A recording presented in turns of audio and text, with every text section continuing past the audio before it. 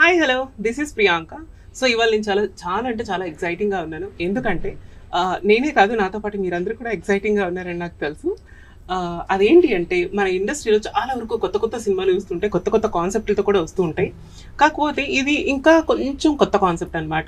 So అదేంటో నాకైతే నేను చాలా వెయిట్ చేస్తున్నాను అది తెలుసుకోవాలని. సో అందులోనూ ఇంకోటి ఏంటి అంటే ఇది మన డైరెక్టర్ పద్మారావు గారికి కూడా ఫస్ట్ పిక్చర్ అనమాట. సో మన స్క్రీన్ నేమ్ పండు అని ఉంటుంది. సో ఇక్కడ మనకి ఆ మూవీలో మెయిన్ లీడ్ చేసినటువంటి రాజా రవీంద్ర గారు ఉన్నారు. సో ఆ మూవీలో హీరోయిన్గా చేసినటువంటి యాక్ట్రెస్ యశస్వి గారు కూడా ఉన్నారు. సో వాళ్ళందరికీ అండ్ నాకు కూడా చాలా డౌట్లు ఉన్నాయి, నేను కూడా అడగాలనుకుంటున్నాను. సో నా డౌట్స్ ఏంటి అండ్ వాళ్ళ డౌట్స్ ఏంటి అంటే ఈ మూవీ గురించి నేను అడగబోయే క్వశ్చన్స్ ఏంటి అన్ని కూడా తెలిసేసుకుందాం. Hi sir. హాయ్ అండి Priyanka. Hi hi Yashasvi. Hello. Hi, this is your first film? Yeah, this is my first film. Okay sir, మీకు చాలా ఎక్స్పీరియన్స్ ఉంది అండ్ మీరు చాలా మూవీస్ చేశారు అండ్ చాలా డిఫరెంట్ క్యారెక్టర్స్ చేశారు. అండ్ డైరెక్టర్ గారు మీకు ఫస్ట్ టైం మీ క్యారెక్టర్ చెప్పినప్పుడు మీరు చాలా అంటే ఎక్సైటింగ్గా ఫీల్ అయ్యారా, లేకపోతే ఇది ఏమైనా ఛాలెంజింగ్ రోల్ అని అనుకున్నారా? ఇది ఛాలెంజింగ్ రోల్ అండి. నేను రెగ్యులర్గా మెయిన్ ఎక్కువ యాంటీ క్యాట్స్ చేస్తాను, మీకు తెలుసు కదా.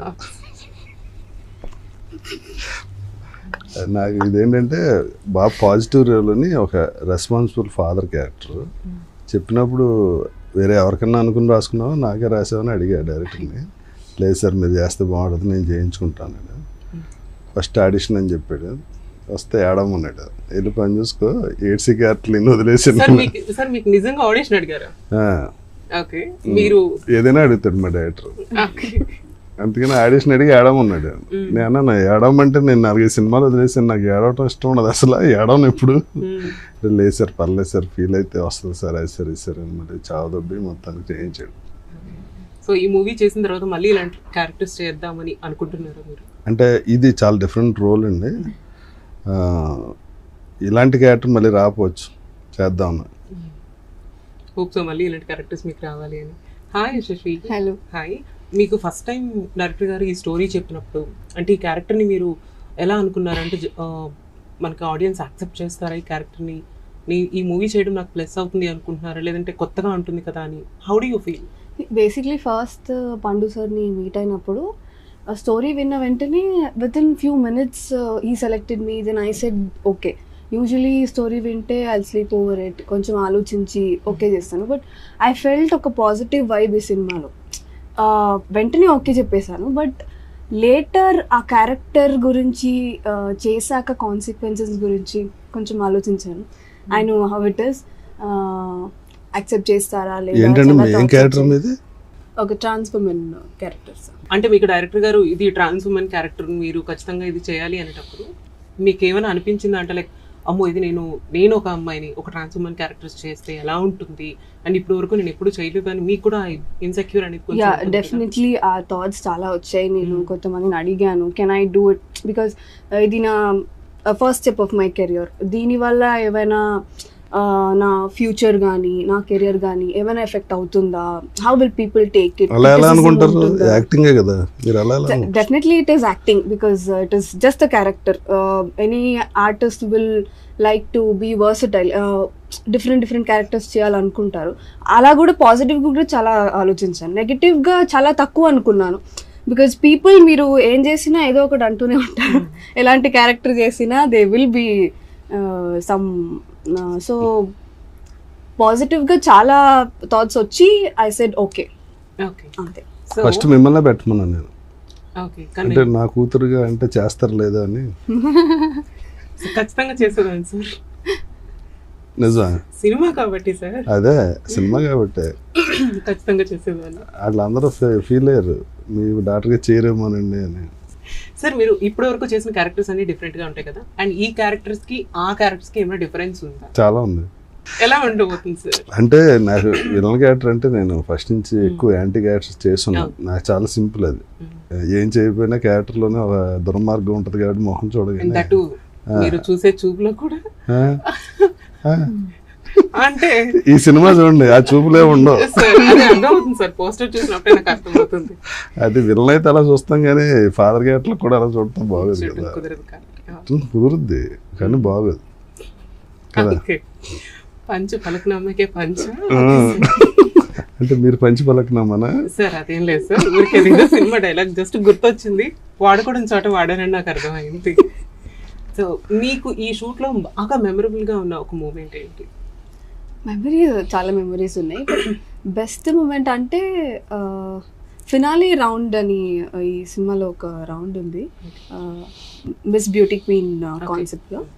సో అప్పుడు last moment when father comes and ఆ స్ట్రగుల్స్ అన్నీ చూసి తనని సపోర్ట్ చేస్తూ వస్తూ లాస్ట్లో వెన్ ఫాదర్ కమ్స్ ఆన్ స్టేజ్ను, అది కొంచెం చాలా రియలిస్టిక్గా అనిపించింది నాకు.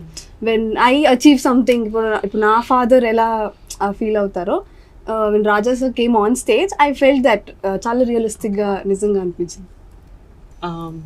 ఈ సారంగధర్య అనే సినిమా ఎలాంటి వాళ్ళకి నచ్చుతుంది అని అనుకుంటున్నారు? అంటే ఇది చాలా లైక్, అంటే ఇది మిడిల్ క్లాస్ ఫాదర్ స్ట్రగుల్ అండి, చాలామంది కనెక్ట్ అవుతారు. అంటే ఇందులో డైరెక్టర్ రిలీజియన్ కూడా టచ్ చేశాడు, అలాగే సేమ్ టైం క్యాష్ని కూడా టచ్ చేశాడు, అట్ ద సేమ్ టైం ఈ మ్యాటర్ కూడా టచ్ చేశాడు. 3 ఇంపార్టెంట్ మ్యాటర్స్ న్యాచురల్గా ఎలా ఉంటుందో అలా తీశారండి. మెయిన్ మన చూసిన వాళ్ళు ప్రతి వాళ్ళకి అందులో ఏదో సంఘటన జరిగే ఇది ఉంటుంది అనమాట.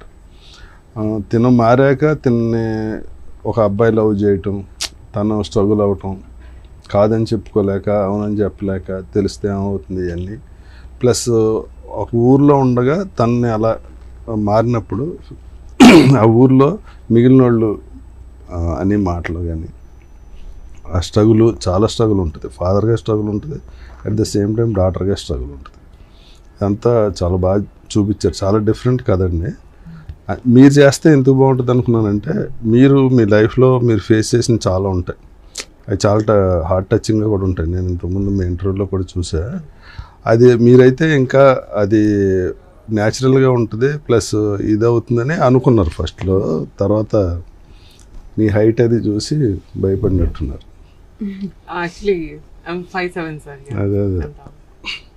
సో ఇది యశస్వి ఈ క్యారెక్టర్స్ చేసేటప్పుడు ఎస్పెషల్లీ ఎవరి దగ్గర ట్రాన్స్ ఉమెన్స్ దగ్గర నుంచి ఎట్లాంటి ఏమైనా ట్రైనింగ్ తీసుకున్నారా? Like the way you look and way you behave like trans women's. First of all నేను క్యారెక్టర్ గురించి డీటెయిల్గా పండు సార్ని అడిగినప్పుడు వాట్ హీ సెడ్ ఇస్, నేను అడిగాను because I have zero knowledge about how they behave or anything about them.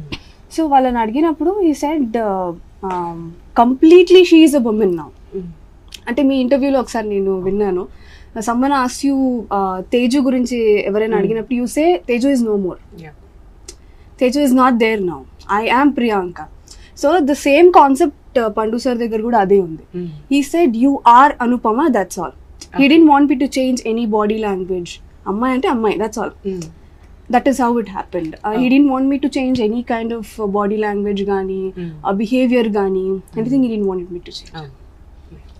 ఇందులో direct చెప్పదలుచుకుంది ఏంటంటే అండి, ఇప్పుడు male female okay, at the same time ఇది ఒక హార్మోనల్ ఇది ఇన్బ్యాలెన్స్ వల్ల జరిగేది తప్ప వాళ్ళని సమాజంలో వేరేలా చూడటం, వేరేగా మాట్లాడటం కానీ ఏం లేకుండా ఈక్వల్గా హక్కులు ఉండాలి అన్నదాని మీద డైరెక్టర్ కాన్సన్ట్రేట్ చేశారండి. అది main. What he wanted to say is this is just a gender dysphoria. అంటే వాళ్ళకి ఎందుకు అలా అనిపిస్తుందో వాళ్ళకి తెలీదు, అదే వాళ్ళకి తెలీదు, they don't know why they feel that. So వాళ్ళని వేరేలాగా కానీ వాళ్ళ మీద క్రిటిసైజ్ చేయడం కానీ ఇది ఎక్కడ మా సినిమాలో మేము చూపెట్టలేదు. That is what we wanted to say. Trailer చూసినప్పుడు చాలా ఎమోషనల్గా ఉంది. సో ఈ మూవీ సారంగధర్య అనే సినిమాలో మేము రొమాన్స్ కానీ సస్పెన్స్ కానీ లేకపోతే ఎంటర్టైన్ కానీ ఏమైనా మేము ఎక్స్పెక్ట్ చేయొచ్చు? అవును, మా పిల్లలు రొమాన్స్ చేస్తారు, మా అమ్మాయి చేస్తుంది. మా అమ్మాయి చేయలేదు అనుకుంటా. లేదు సార్. ఓకే, మా పిల్లలిద్దరు చేస్తారు రొమాన్స్ బాగానే. వాళ్ళ గర్ల్ ఫ్రెండ్స్తో మాత్రం లేదు. యూత్ కి నచ్చేటట్టు రొమాన్స్ కూడా ఉంది, ఖచ్చితంగా ఉంది. ఇది and you have suspense point కూడా ఉంది. చెప్పేశారు కదా సస్పెన్స్ పాయింట్, ఇంకేముంటుంది సస్పెన్స్. ఇది ఫ్యామిలీస్ అందరికీ నచ్చుతుందని మీరు అనుకుంటున్నారు? డెఫినెట్లీ మిడిల్ క్లాస్ ఫ్యామిలీస్ అందరికీ నచ్చుతుంది, చాలా కనెక్ట్ అవుతారు. బికాస్ ఇట్ ఈస్ అంటే చాలా రియలిస్టిక్ గా ఉంది. ఇప్పుడు జనరల్ గా మన ఫ్యామిలీస్ లో ఎలా జరుగుతుంది, ఇట్ ఈస్ నాట్ ఏదో ఫైట్స్ అలాంటి సినిమా కాదు. It is a cult film. Malayalam cinemas ఎలా మనం చాలా న్యాచురల్గా ఎలా జరుగుతుందో అలానే చూపిస్తాం కదా, ఆల్మోస్ట్ అలా.